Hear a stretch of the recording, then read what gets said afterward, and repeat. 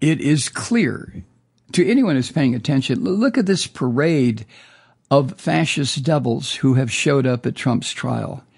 The parade is getting longer and longer. Today, this putrid little Christian prick who is the Speaker of the House showed up and gave some kind of a press briefing out in front of the courthouse or wherever it was.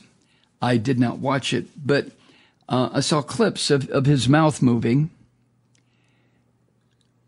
I'm sure supporting his Lord and Savior, Donald Trump, this Christian hypocritical little prick. I mean, it just, the fury that I feel sometimes about what these people are saying. And J.D. Vance, that miserable hillbilly fuck who wrote his book, Hillbilly Elegy, and then, at various times has talked about what a thug and a punk and a bastard Trump was. And now he's on his knees in front of Trump, either offering to kiss his ring or to kiss some part of Trump's anatomy.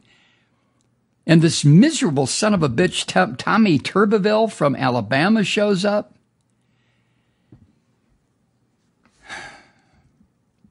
Paying homage to their Lord and Savior, Jesus Trump. God, I hate these people. I hate the Republican Party and what it's become. And these Christian devils, these Christian demons right out of the bowels of hell have forever destroyed whatever shreds or shards of the possibility of understanding what this filthy Christian religion is all about. It's gone now because these people are acting solely in the name of this Christian horseshit. All of it, whether it is decisions by the Supreme Court taking away from a woman her right to control over her own body, or taking away from people in this country the right to unionize, or taking away from people in this country the right to vote. And you know what's next, of course, birth control. Doesn't say anything in the Bible about birth control, so let's outlaw it. These son of a bitches, these Christian devils are not going to stop. Are you a Jew? Are you a Muslim? Are you an agnostic or an atheist or a Buddhist or a Hindu in this country? You better fucking be prepared, because when they take control, do you think for 1 second that somebody like Rosanna Dana Ramaswamy, this crazy fucker who showed up there today, isn't he a Hindu, or did he switch to this bloody, filthy Christian religion? But somebody like Ramaswamy, they'll cut him into a million pieces and feed him to the hogs. There is nothing in the history of the human race that has caused more death, more destruction, more sickness, more bloodshed, more terror than religion. And primarily out of all these goddamn religions that are just so vile, so putrid, so filthy, the leader happens to be Christianity. You don't like to hear that when you're listening to this podcast? Well, I'm fucking sorry, but that is the truth. Religion.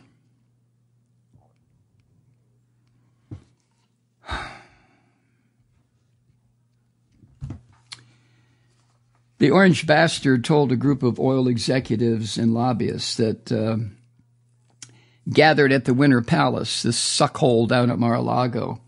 He got all these wealthy oil executives together, and he said that they should donate among them $1 billion to his presidential campaign, because when he is elected, he is going to destroy every single environmental rule that has caused the oil, coal, gas industry to hesitate in what they're doing, to consider the idea that they are destroying life on this planet. That's according to two people who were at this filthy convocation of these murderous bastards. According to the Times, about 20 people attended. It was an April 11th event billed as, and this is the part that just makes me want to scream. It was billed as a, quote, energy roundtable, end quote. at the Orange Bastards private club. And attendees included executives from ExxonMobil, EQT Corporation, and the American Petroleum Institute. And the event was organized by a murderous oil billionaire named Harold Hamm, who has for years shaped Republican, aka Christian fascist policies aimed at destroying life on this planet. And as we all know, the Orange Bastard has publicly screeched and farted and screamed against Biden's energy and environmental agenda.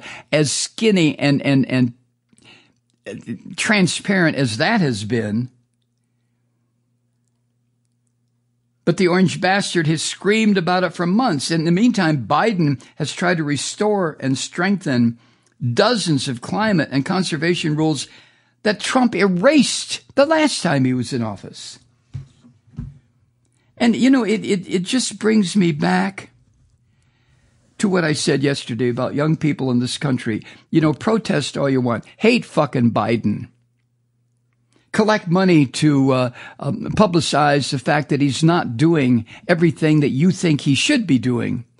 Get him about supporting the Israeli terrorists in Gaza. Do all that. But if you don't fucking vote for Joe Biden on November 5th, you are signing your own death warrant. Do you not understand that, young people?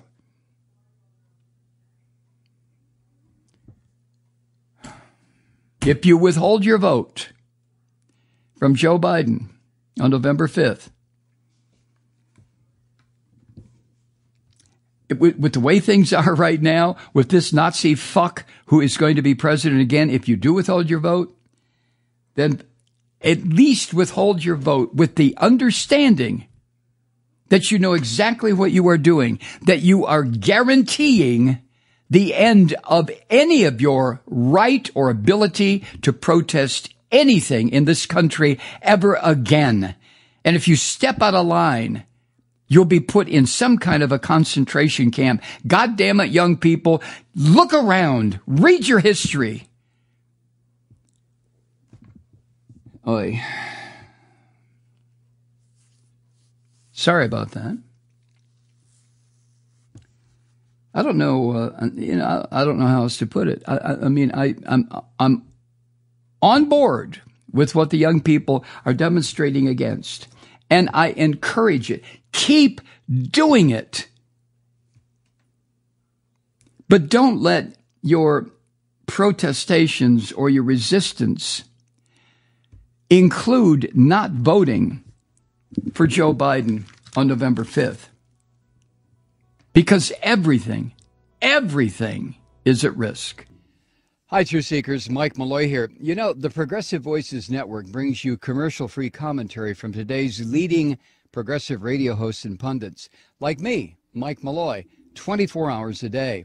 I'm not your typical old guy from the 80s or the 90s talk radio host, and Progressive Voices is not your typical talk radio network.